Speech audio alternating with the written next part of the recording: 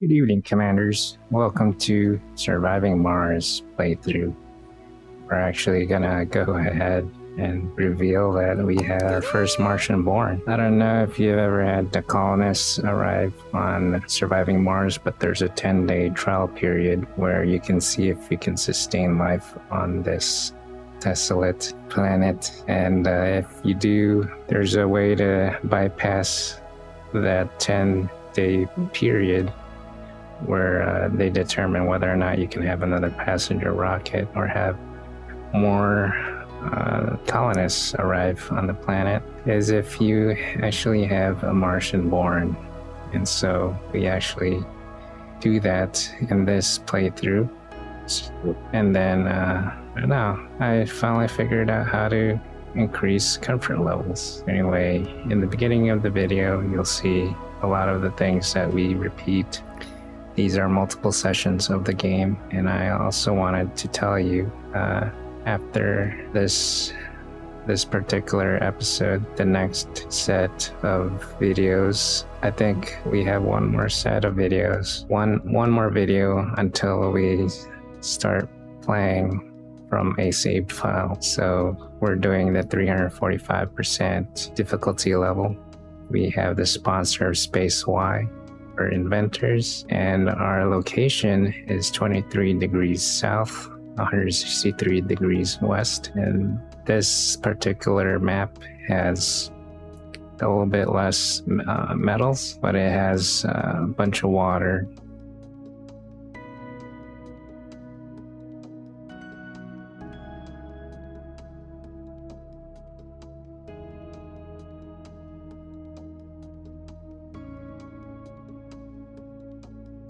Bunch of concrete. It also is primarily full of dust storms. So half, it's got 2 bars of dust storms, and the other is 1 tick of each. So we do have disasters enabled, and I am trying to get some achievements. And we have some rival colonies, the only one I remember. So I think we have Brazil, we have China, and then we have this third one is one of the religious ones. I can't remember. But anyway, we're going through the playthrough. You'll see a bunch of things that I prepare for the colonists to arrive. I actually have a bunch of things that at this point we do have colonists here. Actually, I figured out an optimal way to have people occupy each job. Right, so my first rocket load will have we need the unspecialized people to occupy our colony. So there are at least 3 jobs I can think of where you need to fulfill it. A non-specialist can fulfill it. So one of them is the diner. So there's at least, I want to occupy 3 shifts because some people eat at night, but 2 shifts is fine. So you need at least 2 of them. The highest amount you can have in there is 4, but for your first rocket you can only house 12. With Space Y, this passenger rocket can only have 12 passengers. So I picked 2 specialists to go to occupy that job, and they also need to occupy the diner. So at least 1 per shift, so 2. So that's already 4. And then we have the grocer, so there's 5. Actually, there is 5. And the other things we need is, so our farms can have at least 3 people in there, but they're botanists.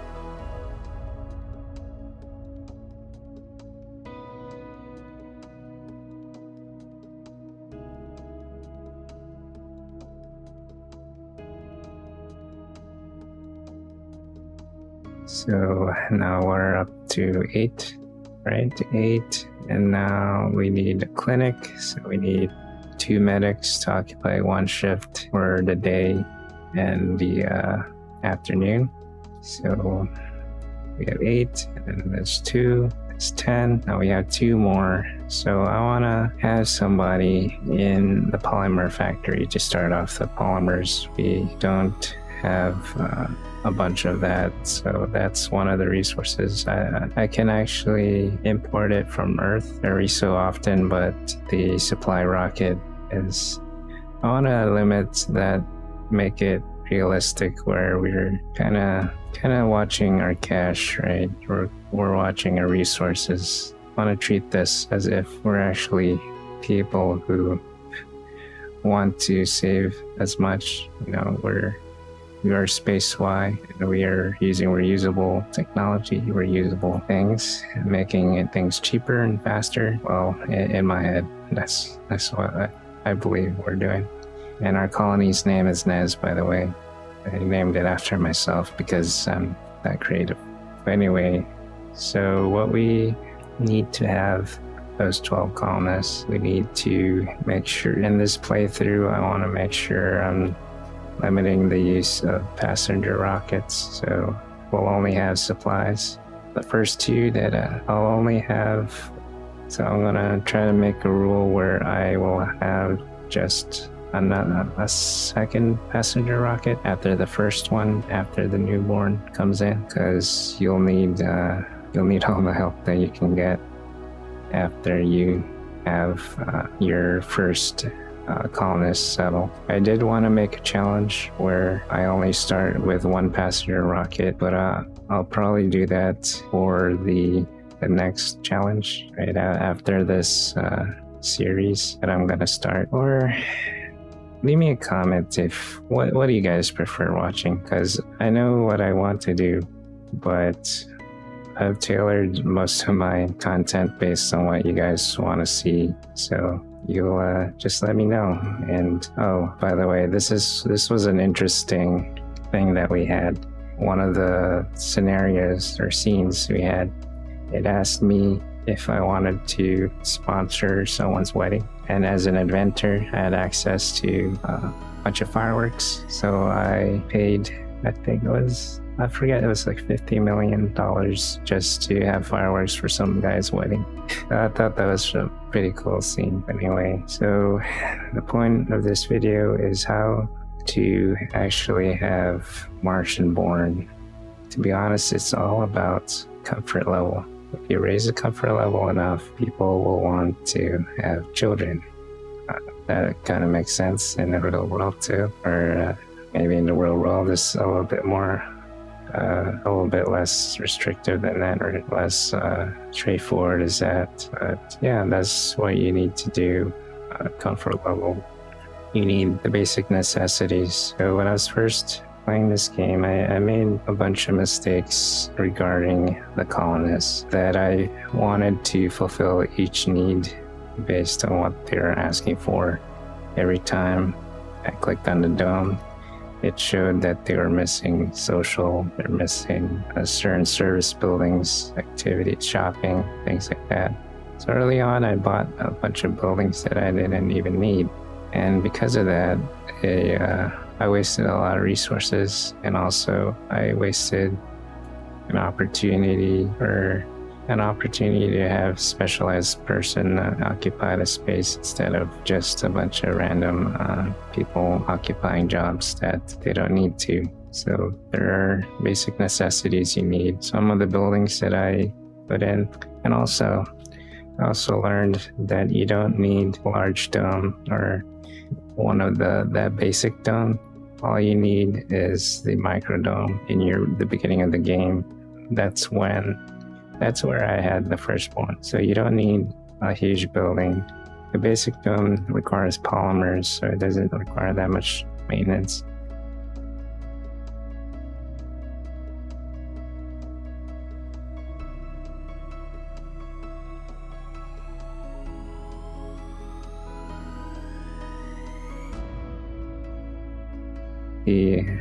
The other microdome only needs I think 40 concrete and 30 metals, or is it 60 concrete, 30 metals? I can't remember.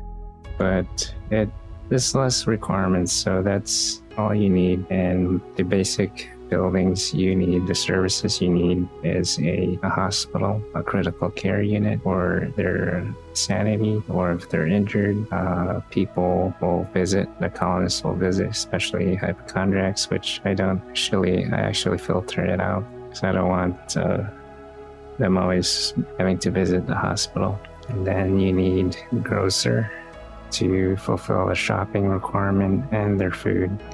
And then you have the diner, which fulfills the food and the social. And of course, their living space and maybe a park. So that's all you need in your first building. Also, with the education for the scientists, these scientists allow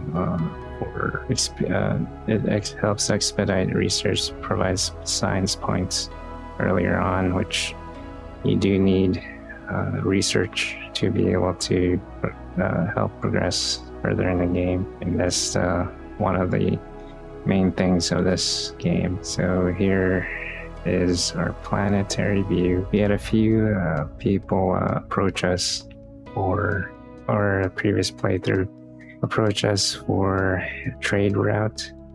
Haven't really explored that option. They usually ask for things that I don't have, so I've never gone through and successfully done a trade route. So there's something we're now in the playthrough. There's something that I always do, which is face the large solar panels of the red line.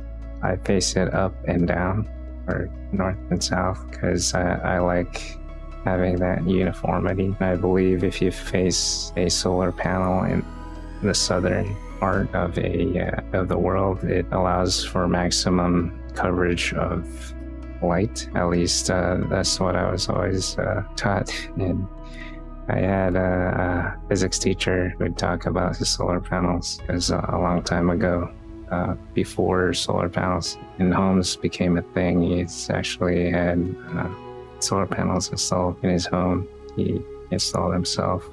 He's also a physics teacher who said that simplicity is beauty and beauty is truth.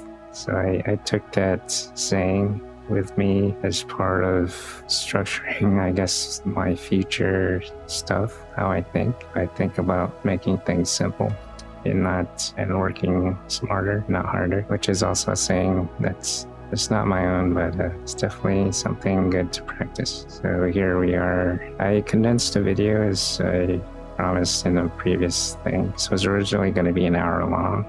You're welcome. I know some people do like going to sleep to my voice, or listening to an hour, or listening to a whole playthrough of where you see start to finish what I'm doing. But the comment that I received before was not a one-time thing.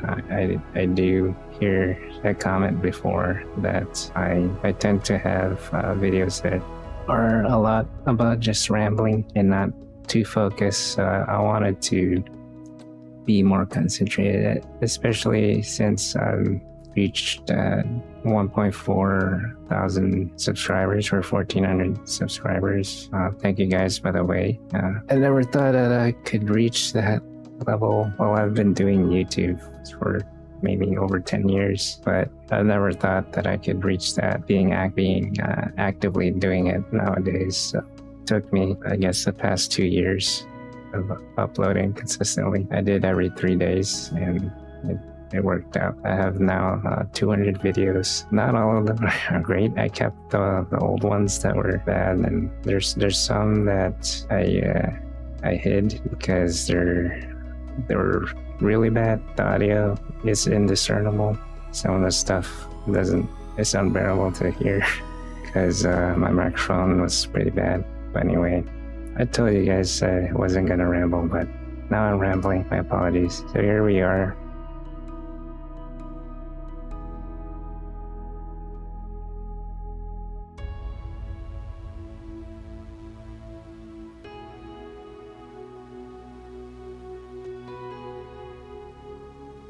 If you do have any items or any places that are out of the reach of your drone hub, an RC Commander is its own mobile base. So you saw me command a bunch of drones to repair or build the solar panels that are off the map. And we have hydroponic farms that you can select the order of which the different things that you can crop. I try to do a rotation so that it doesn't mess up the soil. I don't know if it's an actual thing, but I'm guessing that's what those selections are for, or is just simply to let you have the option of doing those different choices. You eventually get access to seeds or different types of hydroponic plants that allow you to have certain perks, like the oxygen creator plant or fungus or things like that.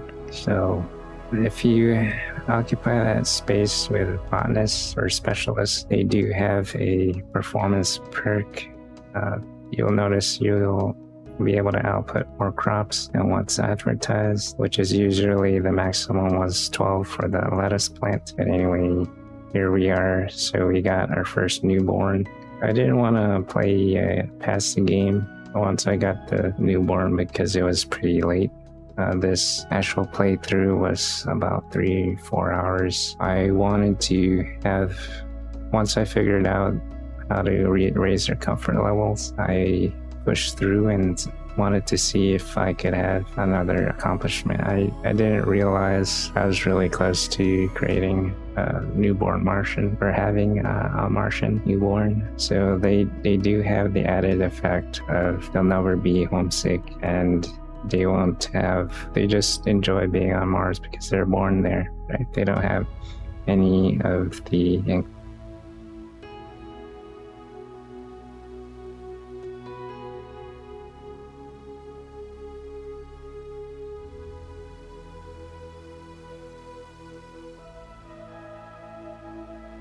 things of trying to go home.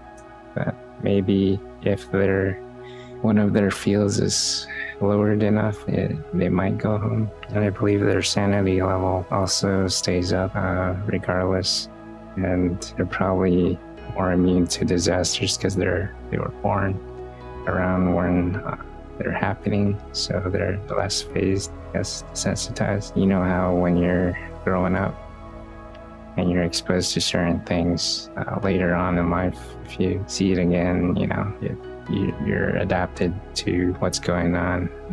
I think that's the case with these newborn Martians. So this is pretty exciting. Can't wait to play the next episode. So let me look at the sheet. I do have an Excel sheet of what I'm going to be talking about, and the voice recordings these are batch files, but I schedule these things out, so I try to figure out what's to say on a particular day. But the next thing is going to be the build I have a surprise build that I'm actually making another computer for someone's channel, a mod in someone's channel who also started creating YouTube videos for their streamer person, and her computer doesn't work that well. It overheats, so I have a water-cooled computer. This one was also funded by the community a long time ago. It's an H500, and it's also got a dual-core graphics card. It's the one that I use to play KSP on. But anyway, more details to follow. If you like this video, sorry for rambling. I said I wouldn't ramble, but I did talk about the game at some points. I'll get better with that, but if you do like this video, please hit the like. If you want to see more, please hit the subscribe button, ding that bell, and I'll see you in 3 days. This is John Nezodam signing out. Take care, stay safe, and remember, you're essential.